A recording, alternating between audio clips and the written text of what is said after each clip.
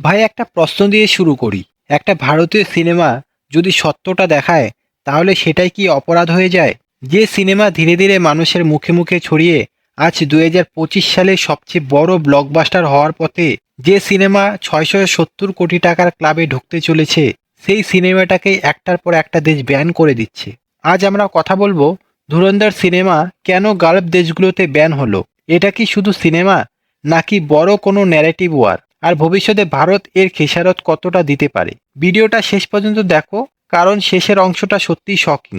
ধুরন্ধর হঠাৎ করে ব্লকবাস্টার হলো।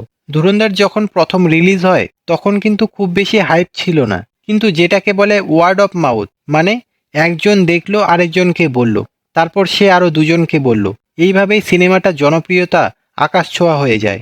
আজ অবস্থা এমন, অনেক ট্রেড অ্যানালিস্ট বলছেন 2025 সালে সবচেয়ে বড় ব্লকবাস্টার হতে পারে ধুরন্ধর। আনুমানিক কালেকশন 670 কোটি টাকা। কিন্তু ঠিক তখনই শুরু হলো ঝামেলা। এবার প্রশ্ন ওঠে, কোন কোন দেশ ধুরন্ধর ব্যান করেছে? এখানে একটা কনফিউশন ক্লিয়ার করা জরুরি। গালফ দেশ আর আরব দেশ এক জিনিস না। আমরা যাদের কথা বলছি তারা হলো গুলফ কর্পোরেশন কাউন্সিল।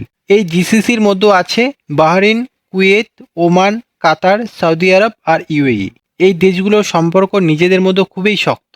আর আনঅফিসিয়ালি সৌদি আরবকেই জিসিসির লিডার ধরা হয়। সম্প্রতি সৌদি আরব পাকিস্তানের সাথে একটা বড় ডিফেন্স প্যাক্ট সাইন করেছে। আর এরপরেই আমরা দেখি একটার পর একটা গালফ দেশ ধুরন্ধর সিনেমাকে ব্যান করে দিচ্ছে। কারণ হিসেবে বলা হচ্ছে এই সিনেমায় অ্যান্টি পাকিস্তান ন্যারেটিভ আছে। তবে প্রশ্ন ওঠে, ধুরন্ধর আসলে কি দেখিয়েছে সিনেমার মধ্যে? ধুরন্ধরকে কিছু মিথ্যা দেখিয়েছে? না, এই সিনেমায় দেখানো হয়েছে পাকিস্তানে ঘটে যাওয়া বাস্তব ঘটনা, পাকিস্তানের রাজনীতির পরিচিত মুখ, 26/11 হামলার সময় জঙ্গিদের আসল কথোপকথন। এটা কোনো কল্পনার গল্প না, এটা বাস্তবের খুব কাছাকাছি।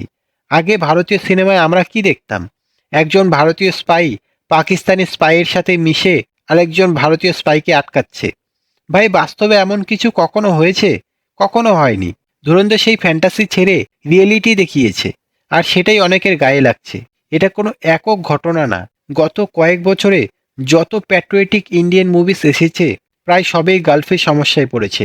উদাহরণ হিসেবে ঋত্বিক রোশনের ফাইটার, অক্ষয় কুমারের স্কাই ফোর্স, জন এব্রামের the diplomat, article 370, tiger 3, the Kashmir files, এই সব ফিল্মস গালফের সমস্যায় পড়েছে। অনেক ক্ষেত্রে দেখা গেছে সিনেমার অনেক দৃশ্য কাটা হয়েছে, ডায়লগ সেন্সার করা হয়েছে, এমনকি ভারতীয় পতাকাও ব্লার করে দেখানো হয়েছে। আর এমনও হয়েছে অনেক গালফ দেশে রিলিজই হতে দেওয়া হয়নি। এবার প্রশ্ন ওঠে, কিন্তু পাকিস্তানি সিনেমার ক্ষেত্রে কি হয়? এখানেই আসল প্রশ্ন।